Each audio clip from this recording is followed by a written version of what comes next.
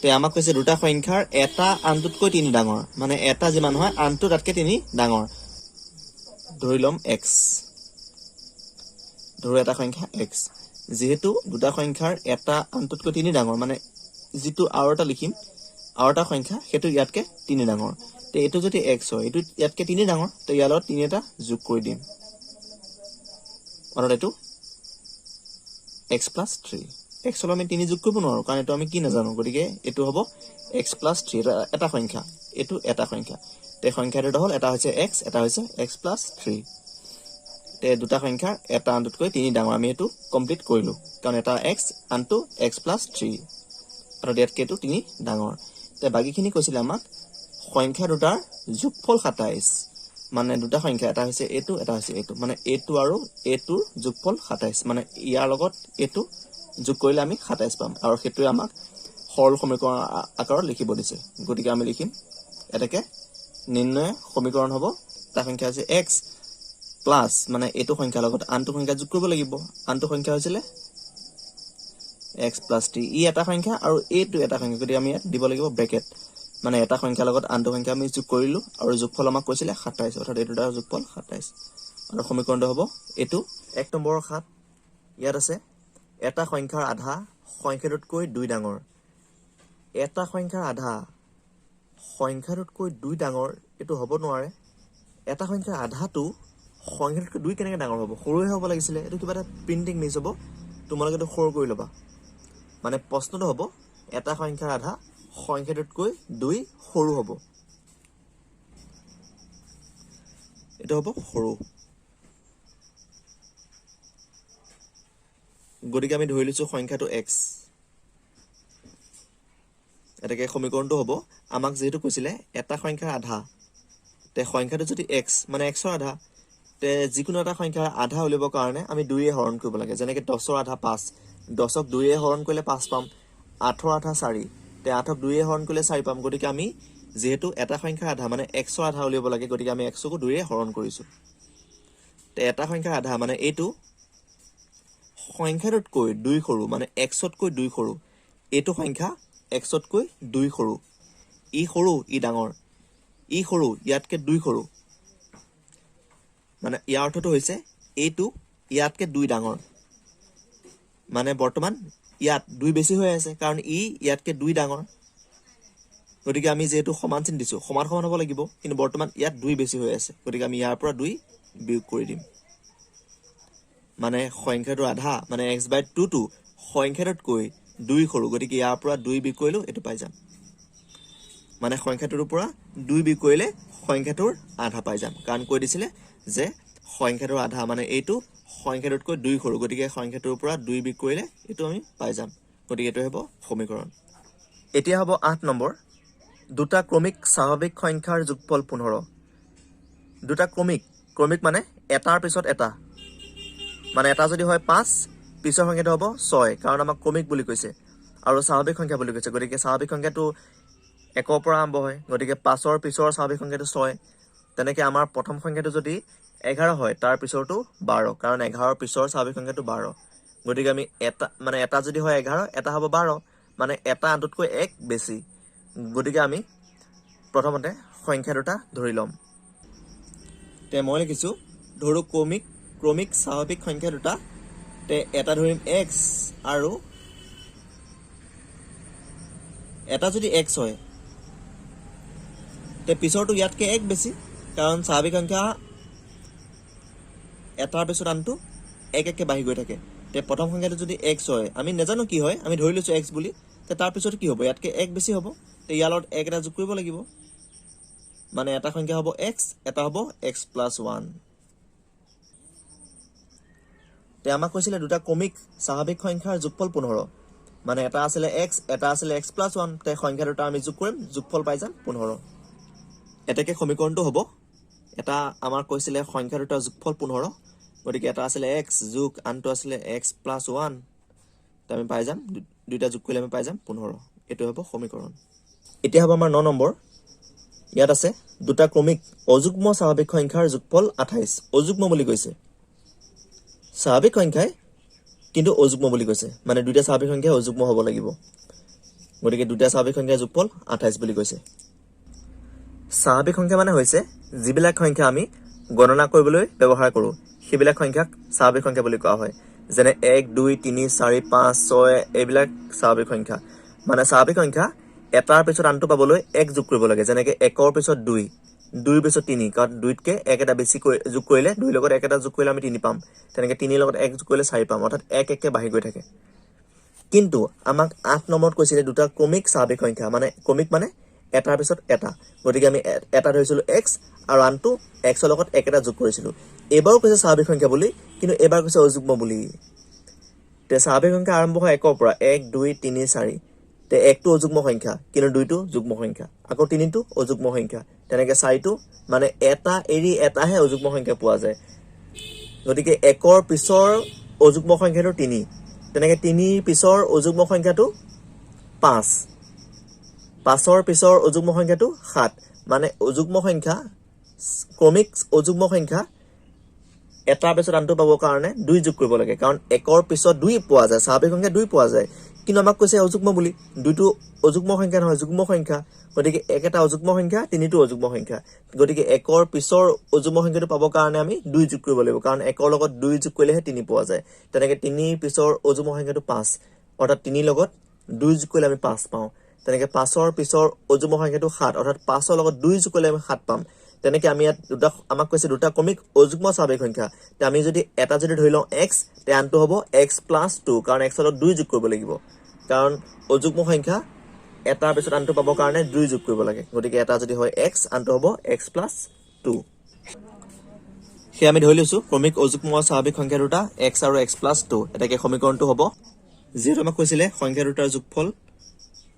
28 এটাকে এটা আছিলে x যোগ আনটো আছিলে x + 2 দুটা যোগ কৰিলে আমি পাম 28 গতিকে এইটো হ'ব সমীকৰণ আমাক কৈছে 10 নম্বৰ হৰিৰ বয়স তেওঁৰ ভায়েকৰ বয়সতকৈ 5 বছৰ বেছি মানে হৰিৰ বয়স তেওঁৰ ভায়েকৰ বয়সতকৈ 5 বছৰ বেছি গতিকে আমি যদি ভায়েকৰ বয়স জানো তে ভায়েকৰ লগত 5 যোগ কৰিলে হৰিৰ বয়স পাই যাম তে আমি প্ৰথমতে ধৰিব লাগিব ভায়েকৰ বয়স কিন্তু আমাক কৈছে 2 বছৰৰ পিছত কাৰণ 2 বছৰৰ পিছত বুলি কৈছে গতিকে আমি বৰ্তমান বয়স ধৰি ল'ব লাগিব তেতিয়াহে 2 বছৰৰ পিছৰ বয়স উলিয়াব পাৰিম গতিকে আমি লিখিম আমি ধৰিব লাগিব ভায়েকৰ বয়স আমি এনেকৈ লিখিম যে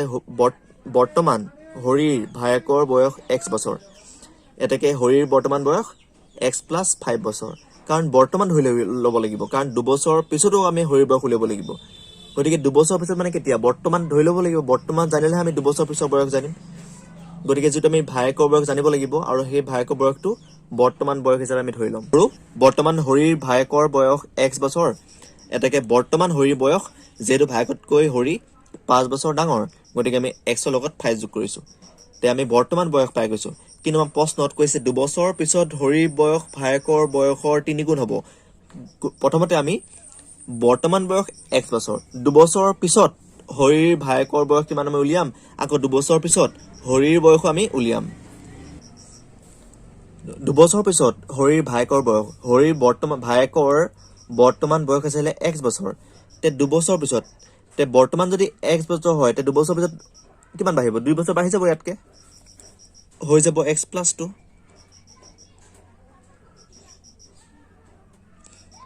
আকৌ কৈছো যেহেতু বৰ্তমান হৰিৰ ভায়েকৰ বয়স x বছৰ তে 2 বছৰ পিছত তে হৰি 2 বছৰ আকৌ ডাঙৰ হৈ যাব গতিকে আমি x ৰ লগত 2 যোগ কৰিছো গতিকে x + 2 আকৌ বৰ্তমান হৰিৰ বয়স আছিলে x + 5 তে 2 বছৰৰ পিছত হৰিও বয়স বাঢ়ি যাব 2 বছৰ গতিকে হৰিৰ বয়সৰ লগত আমি 2 যোগ কৰিব লাগিব অৰ্থাৎ x + 5 + 2 এই দুটা বয়স হৈছে সিহঁতৰ বৰ্তমান বয়স আৰু এই দুটা বয়স হৈছে 2 বছৰ পিছৰ বয়স আমাক প্ৰশ্নত কৈছিলে যে 2 বছৰ পিছত হৰিৰ বয়স ভায়েকৰ বয়সৰ 3 গুণ হ'ব 2 বছৰ পিছত হৰিৰ বয়স যিমান আছিলে 2 বছৰ পিছত তাৰ ভায়েকৰ বয়সৰ 3 গুণ হ'ব তে আমি উলিয়াইছিলোঁ যে 2 বছৰ পিছত হৰিৰ বয়স x + 5 + 2 আৰু ভায়েকৰ বয়স x + 2 মানে হৰিৰ বয়সটো মানে এই বয়সটো ভায়েকৰ এই বয়সটোতকৈ 3 গুণ ডাঙৰ মানে এই বয়সটো এই বয়সৰ 3 গুণ যেহেতু এইটো বয়স ইয়াৰ 3 গুণ গতিকে ইয়াৰ লগত ই 3 গুণ কম আৰু ই 3 গুণ বেছি গতিকে ইয়াৰ লগত মই যদি 3 যদি পূৰণ কৰি দিওঁ তে ইয়াৰ সমান হৈ যাব কাৰণ এইটো ইয়াৰ 3 গুণ গতিকে ইয়াৰ লগত মই যদি 3 পূৰণ কৰি দিওঁ তেতিয়া ইয়াৰ সমান হৈ যাব গতিকে আমাৰ সমীকৰণটো হ'ব x + 5 + 2 অৰ্থাৎ এইটো ইয়াৰ সমান নহয় দুইটা এইটো বয়স ইয়াৰ 3 গুণ অৰ্থাৎ ই 3 গুণ ডাঙৰ ই 3 গুণ সৰু গতিকে ইয়াৰ লগত মই যদি 3 পূৰণ কৰি দিওঁ তে ইও 3 গুণ হৈ গ'ল গতিকে এই বয়সটো ইয়াৰ সমান হৈ যাব কাৰণ প্ৰথমতে সমান নাছিলে যেতিয়া 3 পূৰণ কৰি দিলোঁ তেতিয়া ইয়াৰ সমান হৈ গ'ল অৰ্থাৎ এইটো হ'ব সমীকৰণ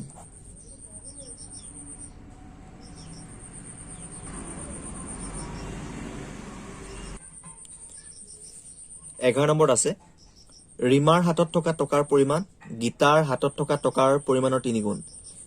ৰীমাৰ হাতত যিমান টকা আছে গীতাৰ হাতত থকা টকাৰ 3 গুণ আছে তে প্ৰথমতে জানি ল'ব লাগিব গীতাৰ হাতত থকা টকাৰ পৰিমাণ কাৰণ গীতাৰ হাতত যিমান আছে তাৰ 3 গুণ টকা আছে ৰীমাৰ হাতত তে আমি যেটো গীতাৰ হাতত কিমান টকা আছে নাজানো গতিকে আমি ধৰি ল'ব লাগিব যে গীতাৰ হাতত টকা আছে x টকা গীতাৰ হাতত টকা আছে x টকা গতিকে ৰীমাৰ হাতত টকা থাকিব গীতাৰ লগত 3 পূৰণ কৰি দিব লাগিব ধৰো গীতাৰ হাতত আছে x টকা এটাকে ৰীমাৰ হাতত আছে যেহেতু ৰীমাৰ হাতত গীতাৰ হাতত থকা টকাতকৈ 3 গুণ বেছি আছে গতিকে ইয়াৰ লগত 3 পূৰণ কৰিলে যিমান টকা আছে হেতু হৈছে ৰীমাৰ হাতত থকা টকাৰ পৰিমাণ অৰ্থাৎ গীতাৰ হাতত আছে x টকা আৰু ৰীমাৰ হাতত আছে ইয়াৰ 3 গুণ টকা এতিয়া আমাক কৈছে দুইৰে হাতত থকা মুঠ টকাৰ পৰিমাণ 48 টকা অৰ্থাৎ গীতাৰ হাতত থকা টকা আৰু ৰীমাৰ হাতত থকা টকা যোগ কৰিলে আমি পাই যাম 48 টকা যেহেতু আমাক কৈ দিছিলে গীতাৰ হাতত থকা টকা আৰু ৰীমাৰ হাতত থকা টকাৰ মুঠ পৰিমাণ 48 টকা গতিকে আমি গীতাৰ হাতত থকা টকা আৰু ৰীমাৰ হাতত থকা টকা যোগ কৰিলো পাই গলো 48 এটো হ'ব সমীকৰণ এটা হ'ব 2 নম্বৰ তলৰ প্ৰতিটো সমীকৰণৰ লগত বন্ধনীৰ ভিতৰত দিয়া সংখ্যাটো সমীকৰণটোৰ বীজ হয় নে নহয় পৰীক্ষা কৰা তে আমি প্ৰথমে জানি ল'ব লাগিব সমীকৰণৰ বীজ মানে কি সমীকৰণৰ বীজ বুজিবৰ বাবে আমি এটা সমীকৰণৰ উদাহৰণ লম এটা হৈছে x + 2 = 5 এটা সমীকৰণ তে আমি উলিয়াব লাগে x ৰ মান মানে x ৰ জায়গাত কি বহুৱালে এই দুটা মিলি পেলাই 5 হ'ব আমি যদি x ৰ জায়গাত 1 বহাও পাই যাম 3 কিন্তু আমাৰ আছে x + 2 = 5 গতিকে x ৰ জায়গাত 1 বহুৱালে এই দুটা যোগ কৰি আমি 5 পাব লাগিব কিন্তু আমি 5 পোৱা নাই 3 পালো গতিকে সমান নহয় গতিকে আমাৰ x ৰ জায়গাত 1 বহুৱালে সমীকৰণটো সমাধান নহয় আমি যদি 2 বহুৱা 2 + 2 4 এটি আমাৰ 5 ৰ সমান হোৱা নাই গতিকে 4 টো 5 ৰ সমান নহয় আমি যদি x ৰ জায়গাত 3 বহুৱাই দিও 3 + 2 = 5 অৰ্থাৎ মিলি যায় অৰ্থাৎ 3 জায়গাত x ৰ জায়গাত 3 বহুৱালে আমাৰ সমীকৰণটো সমাধান হয় অৰ্থাৎ 3 + 2 = 5 অৰ্থাৎ 5 ওলাই যায় গতিকে যেহেতু আমাৰ x ৰ জায়গাত 1 বহুৱাতে আমাৰ মিলা নাছিলে 2 বহুৱাতেও মিলা নাছিলে 3 বহুৱাতে মিলিছে গতিকে এই 3 কে কোৱা হয় সমীকৰণটোৰ বীজ কাৰণ x ৰ জায়গাত 3 বহুৱাতে আমাৰ সমীকৰণটো সমাধান হৈছিল অৰ্থাৎ সমান হৈছিল দুই পক্ষ বা পক্ষ মান 5 হ'ব আৰু সুপক্ষ মানো 5 হ'ব 3 বহুৱালে হ'ব এটো গতিকে সেই কাৰণে সমীকৰণৰ বীজ 3 আমাক কৈছে তলৰ প্ৰতিটো সমীকৰণৰ লগত বন্ধনীৰ ভিতৰত দিয়া সংখ্যাটো সমীকৰণটোৰ বীজ হয় নে নহয় পৰীক্ষা কৰা মানে আমাৰ এটা সমীকৰণ আছিল আৰু আমাৰ ব্ৰেকেটৰ ভিতৰত দিছে x = 15 অৰ্থাৎ 15 টো এই সমীকৰণটোৰ বীজ হয় নে নহয় সুধিছে গতিকে আমি x ৰ জায়গাত 15 বহাই চাম 15 বহালে বা পক্ষ মান যিমান হ'ব সুপক্ষ মান সিমানে যদি হয় তে আমাৰ 15 টো সমীকৰণৰ বীজ হয় যদি 15 বহালে বা পক্ষ মানো বেলেগ হয় যদি সুপক্ষ মানো যদি বেলেগ তেতিয়া হলে 15 টো সমীকৰণৰ বীজ নহয় গতিকে আমি x ৰ জায়গাত 15 বহাই আমি চাম গতিকে আমি লিখিম x = 15 হলে আমি প্ৰথমে বা পক্ষত বহাম x বা পক্ষতে আছে x টো গতিকে আমি বা পক্ষত x মান বহাই দিম বা পক্ষ মানে সমান চিনৰ এই ফলখিনি তে আমাৰ ইয়াত আছিল x কিন্তু আমি লৈছো x = 15 গতিকে আমি x ৰ জায়গাত পাতিম 15 - 5 আমি কেৱল বা পক্ষহে পাতিছো আমি সুপক্ষ পাতা নাই গতিকে আমি এইখিনিলৈকে পাতিছো গতিকে 15 পৰা 5 গ'লে আমি পাই যাম 10 যেহেতু 10টো আছিলে সুপক্ষত মানে আমি সুপক্ষ পাই গ'লো তে বাওপক্ষত আমি 100 মান বহাওঁতে আমি সুপক্ষটো 10 আছিল আমি 10 পাই গ'লো গতিকে বাওপক্ষ মানে 15 বহুৱালে বাওপক্ষ মানে যিমান হ'ল 10 হ'ল সুপক্ষটো 10 আছে গতিকে বাওপক্ষ সুপক্ষ সমান সমান গতিকে বাওপক্ষটো আমি কৰিছিলো পাই গ'লো আমি সুপক্ষ অৰ্থাৎ বাওপক্ষ সুপক্ষ সমান সমান গতিকে 15টো সমীকৰণটো 20 হয়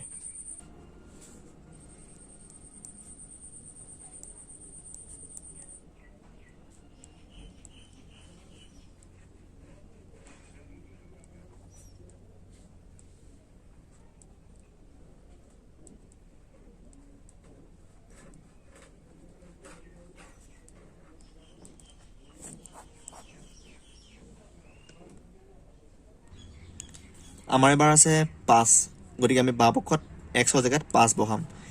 গতিকে আমাৰ বাওপক্ষত আছিলে 2 এটো 2 লগত x টো পূৰণ হৈ আছে গতিকে 2 পূৰণ যেহেতু x সমান 5 গতিকে আমি 2 লগত 5 পূৰণ কৰিম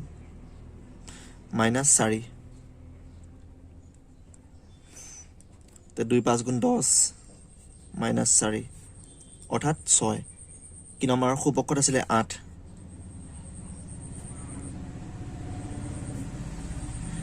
গতিকে বাওপক্ষত পাইছো 6 সুপক্ষতটো 8 আছে গতিকে আমাৰ বাওপক্ষ সুপক্ষ সমান হোৱা নাই 5 বহুৱাওঁতে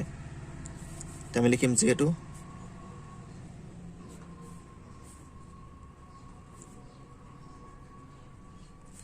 বাওপক্ষ নট ইকুৱেল সুপক্ষ এটাকে 5, প্ৰদত্ত সমীকৰণটো 20 নহয় যেহেতু আমি সমান সমান পোৱা নাই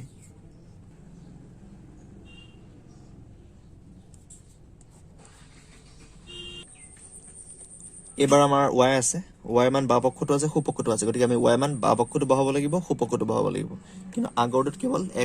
x টো বাওপক্ষতে আছিল সুপক্ষত নাছিল গতিকে আমি এবাৰ আমাৰ y মান আছে 3 গতিকে আমি বাওপক্ষত y মান 3 বহাম প্ৰথমতে আছে 13 মাইনাস y আছে y মান 3 গতিকে y জেগাত আমি বহাম 3 অৰ্থাৎ 13 পৰা 3 গ'লে আমাৰ থাকিব 10 তে আমি বাওপক্ষৰ মান পালো 10 এটা আমি সুপক্ষটো y মান বহাম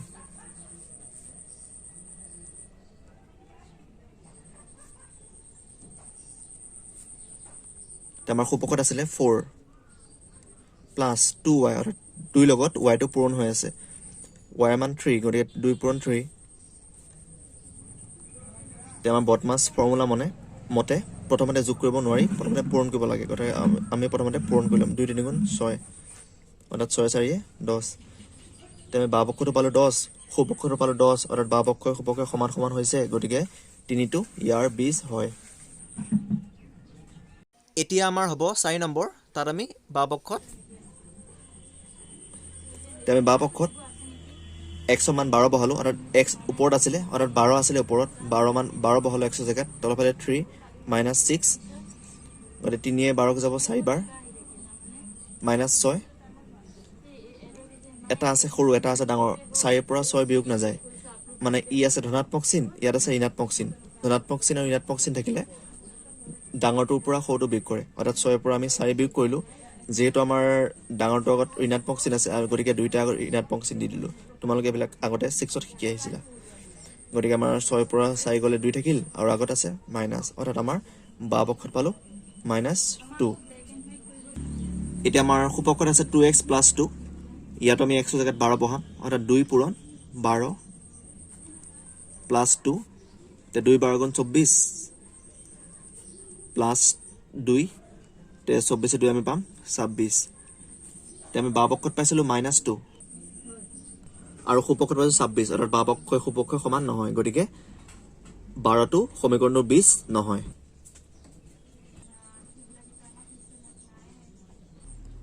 এবাৰ আমাৰ আছে x = 9/5 অৰ্থাৎ আমি বাওপক্ষত x সমান 9/5 বহাম সুপক্ষটো x সমান 9/5 বহাম তে আমাৰ ইয়াত আছিলে 2/3x অৰ্থাৎ 2/3 লগত x টো পূৰণ হৈ আছে যেহেতু আমাৰ x সমান 9/5 গতিকে আমি 2/3 লগত 9/5 পূৰণ কৰিছো +4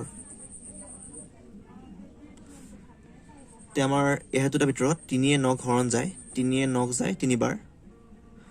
আৰু বাকি আমাৰ হৰণ নাযায় গতিকে আমাৰ হৰৰ ফালে আছে 5 আৰু লবৰ ফালে আছে 2 3 গুণ 6 প্লাস 4 গতিকে আমাৰ এতিয়া আমি যেহেতু ভগ্নাংশ আছে ইয়াত গতিকে আমি উলিয়াব লাগিব লসাগু উলিয়াবৰ কাৰণে আমি হৰবিলাকৰ লসাগু উলিয়াব লাগিব ইয়াত হৰত আছে 5 ইয়াত আছে হৰত 1 অৰ্থাৎ 5 আৰু 1 ৰ লসাগু 5 এতিয়া আমাৰ লবত হ'ব 5 এৰে আমি 5ক হৰণ কৰিব লাগিব 5 এৰে 5ক হৰণ কৰিলে আমি 1 পাম অৰ্থাৎ 5 এৰে 5ক এবাৰ যায় 5 এৰে 5ক হৰণ কৰিলে আমি 1 পালো সেই 1 ৰ লগত 6 টো পূৰণ কৰিব লাগিব গতিকে 1 ৰ লগত 6 পূৰণ কৰিলে 6 হ'ব তেনেকৈ আমি যেহেতু 5 এৰে 5ক হৰণ কৰিছিলো 1 পাইছিলো 1 ৰ লগত 6 পূৰণ কৰিছিলো তেনেকৈ আমি তলপ ইয়াত যেটো হৰত 1 আছে গতিকে আমি 1 এৰেও 5ক হৰণ কৰিব লাগিব 1 এৰে 5ক 5 বাৰ যায় কাৰণ 1 5 গুণ 5 গতিকে 1 এৰে যদি আমি 5ক যদি হৰণ কৰো 5 বাৰ যাব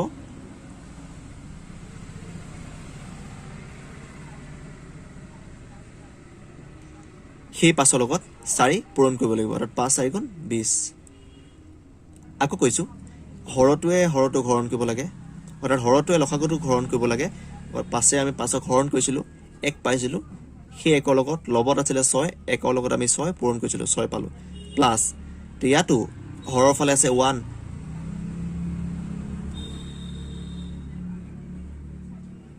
আৰু লসাগু 5 গতিকে আমি 1 এৰে 5ক হৰণ কৰিছিলো আমি 5 পাইছিলো সেই 5 ৰ লগত 4 পূৰণ কৰিছিলো 20 পালো এই একটো পাতিলেও হয় না পাতিলেও হয় গতিকে আমাৰ এতিয়া লবৰ ফালে হ'ব 20 এ 6 26 আৰু হৰৰ ফালে 5 আৰু 5 এৰে 26ক হৰণ নাযায় গতিকে আমি এনেকৈ থৈ দিম এতিয়া আমি উলিয়াম সুপক্ষৰ মান আমাৰ সুপক্ষত আছে 7 - x এতিয়া আমি x ৰ জায়গাত বহাম 9/5 অৰ্থাৎ হ'ব 7 - 9/5 এতিয়া আমাৰ ইয়াতো আমি উলিয়াব লাগিব লসাগু ইয়াত 7ৰ ইয়াত হৰৰ ফালে আছে 1 একো নাই মানে 1 আছে ইয়াত আছে হৰৰ ফালে 5 তে 1 আৰু 5 ৰ লসাগু 5 গতিকে আমি পাতিম 5 এতিয়া আমি আগৰ নিচিনা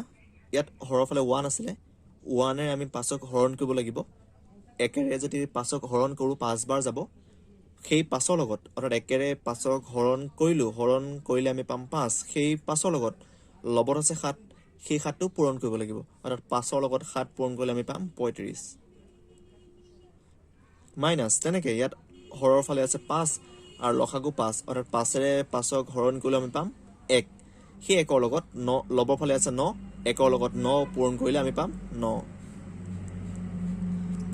তে ওপৰৰ ফালে আমাৰ লবৰ ফালে হ'ব 35 ৰ পৰা 9 গলে 26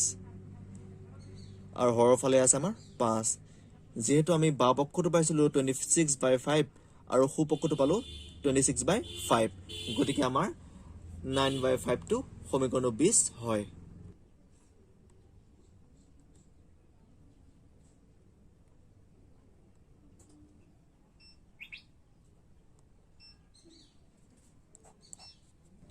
এবাৰ আমাৰ চলক আছে k আৰু k মান আছে 1 গতিকে আমি বাও পক্ষত k জায়গাত 1 বহাম অৰ্থাৎ 4 লগত k যেটো পূৰণ হৈ আছে গতিকে k মান আছে 1 অৰ্থাৎ 4 পূৰণ 1 - 3 আৰু আমাৰ হৰত আছে 2 তে আমাৰ লবৰ ফালে হ'ব 4 গুণ 4 - 3 divided by 2 4 পৰা 3 গলে আমাৰ পাম 1 divided by 2 গতিকে আমি বাও পক্ষত পালো 1/2 এতিয়া আমি সুপক্ষটো k জায়গাত 1 বহাই পেলাই মান উলিয়াম তে আমাৰ সুপক্ষত আছিল k/3 + 5 k মানে যেহেতু 1 গতিকে আমি 1/3 + 5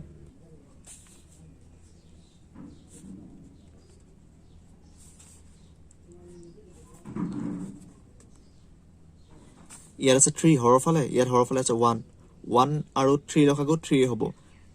মানে 1 থাকিলে ইয়াত যিমানে নাথাকক সেইটোৱে হয় লসাগু গতিকে ইয়াত লসাগু হ'ব 3 3 আমি হৰণ কৰিম এবাৰ যাব সেই 1 ৰ লগত 1 টো পূৰণ কৰিলে আমি একে পাম তেনেকৈ হৰৰ ফালে আছে 1 আৰু 3 আমি যদি হৰণ কৰো 3 পাম সেই 3 লগত 5 টো পূৰণ কৰিব লাগিব অৰ্থাৎ 3 5 গুণ 15 1 + 15 = 16 divided by 3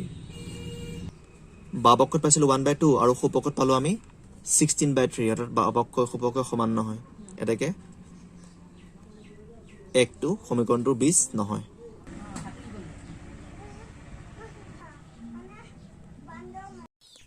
এইখিনি ঘৰত কৰিবলৈ চেষ্টা কৰিবা।